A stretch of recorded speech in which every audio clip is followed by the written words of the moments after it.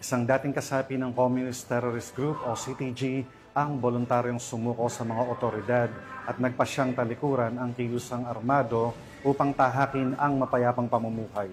Ibalita mo, Patrolwoman Pearl Cristalin Javier.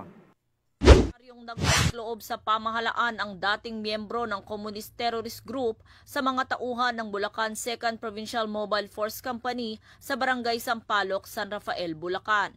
Kinilala ni Police Lieutenant Colonel Ronnie Oplas Albino, Force Commander ng Bulacan 2nd PMFC, ang sumuko na si Carey, 47 anyos, construction worker at residente ng Doña Remedios Trinidad, Bulacan, na dating miyembro ng CTG KLG Sierra Madre Squad 1 at kabilang sa Periodical Status Report List ng 2001.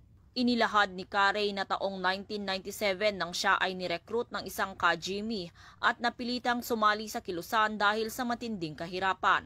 Inamin niyang lumahok siya sa mga armadong engkwentro sa Sapang Munti at Bulacan-Bulacan at nagsilbi bilang tagasingil ng tinatawag na revolutionary tax.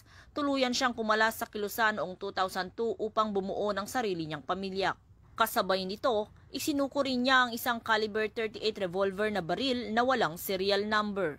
Patuloy ang panawagan ni Police Colonel Angel L. Garciliano, Acting Provincial Director ng Bulacan Police Provincial Office, sa publiko na makiisa at makipagtulungan sa pagsukpo ng insurhensya. Hinihikayat din niya ang mga natitirang miyembro at taga-suporta ng CTG na magbalik loob sa pamahalaan, yakapin ang pagbabagong buhay kasama ang kanilang pamilya at maging aktibong taga-suporta ng kapayapaan at kaunlaran sa bansa. Mula dito sa Camp General Alejo S. Santos, ako ang inyong PNN correspondent, Patrolwoman Pearl Cristalin Javier, alagad ng batas, taga-taguyod ng Balitang Pulis.